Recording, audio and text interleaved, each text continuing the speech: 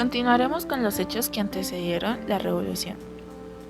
Antes de octubre de 1917, fecha de la toma del poder por parte de los bolcheviques, se produjeron tres momentos críticos para el régimen zarista: la Guerra Ruso-Japonesa de 1905, la Revolución de 1905 y la Primera Guerra Mundial. La guerra entre Rusia y Japón hay que encuadrarla en el marco de la lucha entre dos potencias imperialistas en el Extremo Oriente. Ambas deseaban ampliar su área de influencia en una provincia china, así como apoderarse de la península de Corea. Lo irreconciliable de sus intereses desembocó en un conflicto que se desarrolló durante los años 1904 y 1905. Japón, potencia ascendente económica y militarmente, se consagró como indiscutible gran país tras la derrota de Rusia, que asintió impotente a la destrucción de sus flotas del Báltico y del Pacífico. La derrota provocó en Rusia un fuerte desmovimiento social en demanda de reformas. En él participaron los soviets, que años más tarde cobrarían especial relieve. El malestar sirvió de detonante a la Revolución de Febrero de 1905. La Revolución de 1905.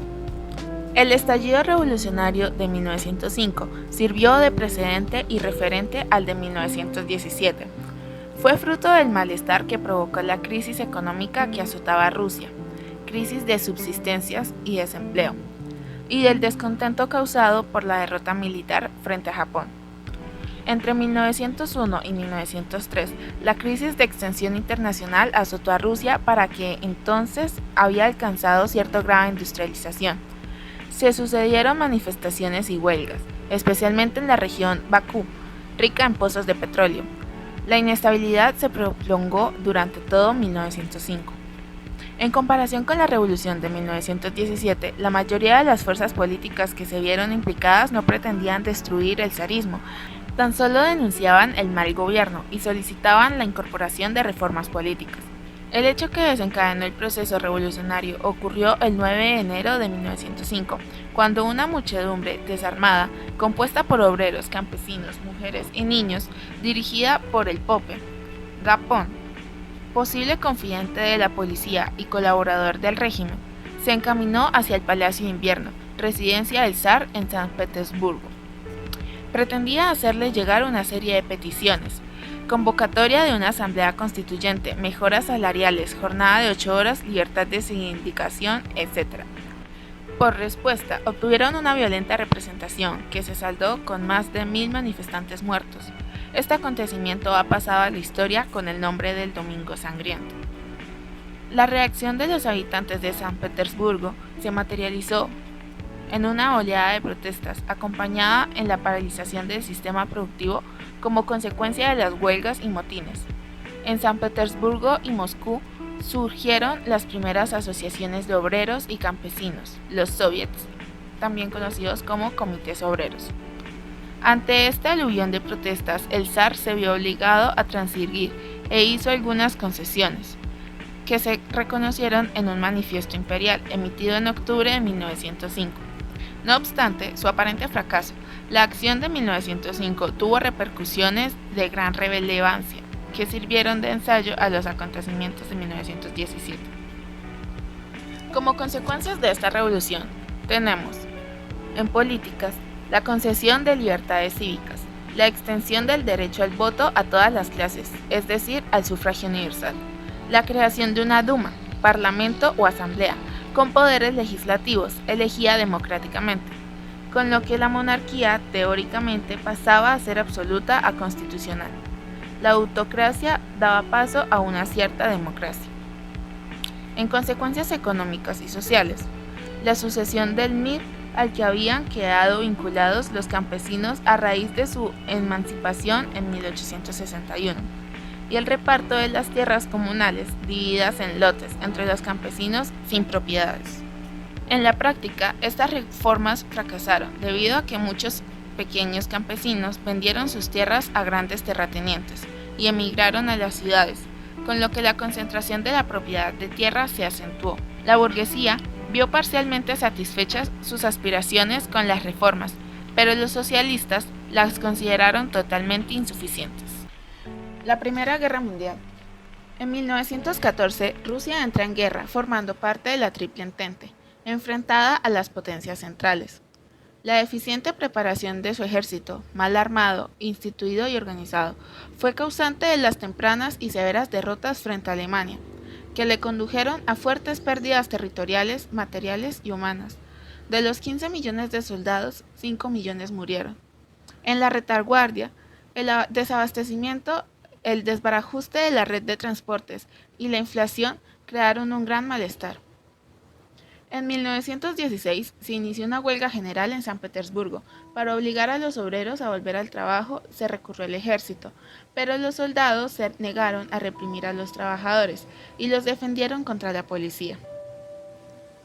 Estos hechos condujeron al definitivo desprestigio del zarismo y favorecieron la unión de la oposición burguesa y obrera frente al régimen.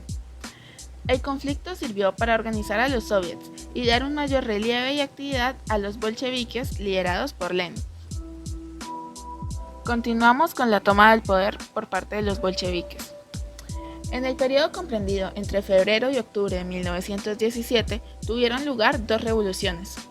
La Revolución de Febrero puso el destronamiento del zar y la constitución de una república democrática burguesa representada por un gobierno provisional. La Revolución de Octubre puso fin a este efímero gobierno derribado por los bolcheviques y dio origen al primer Estado socialista del mundo. Revolución burguesa de febrero de 1917. Lenin había afirmado que la intervención de Rusia en la guerra de 1914 había constituido un regalo para la revolución. No ignoraba que representaría una inagotable fuente de tensiones que repercutiría en el desgaste y desprestigio del régimen zarista, acelerando de este modo su caída. Varias fueron las causas que contribuyeron al estallido de la Revolución de Febrero. La crisis económica y social.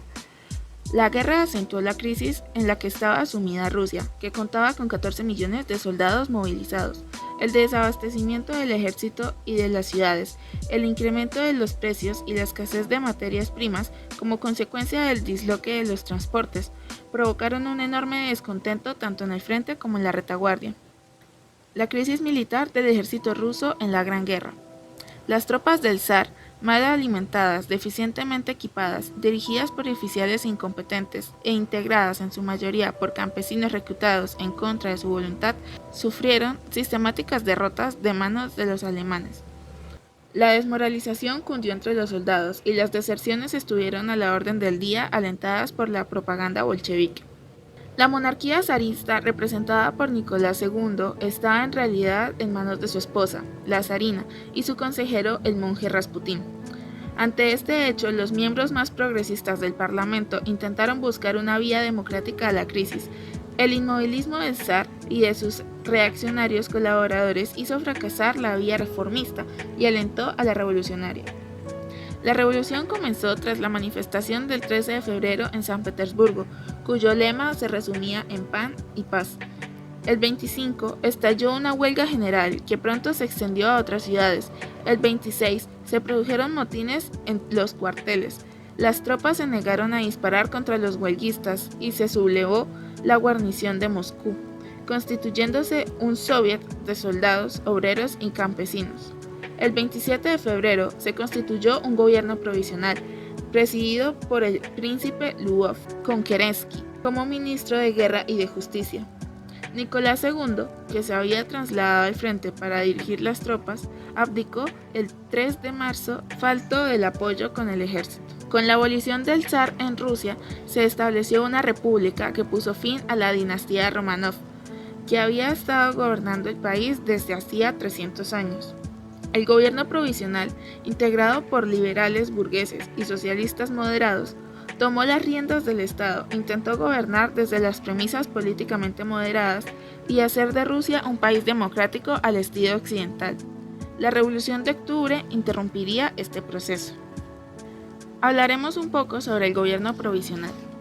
El gobierno provisional se marcó el objetivo de consolidar una revolución democrática burguesa en Rusia, con el apoyo de un sector de la clase obrera representado por los mencheviques, que controlaban el Soviet de Petrogrado, en San Petersburgo.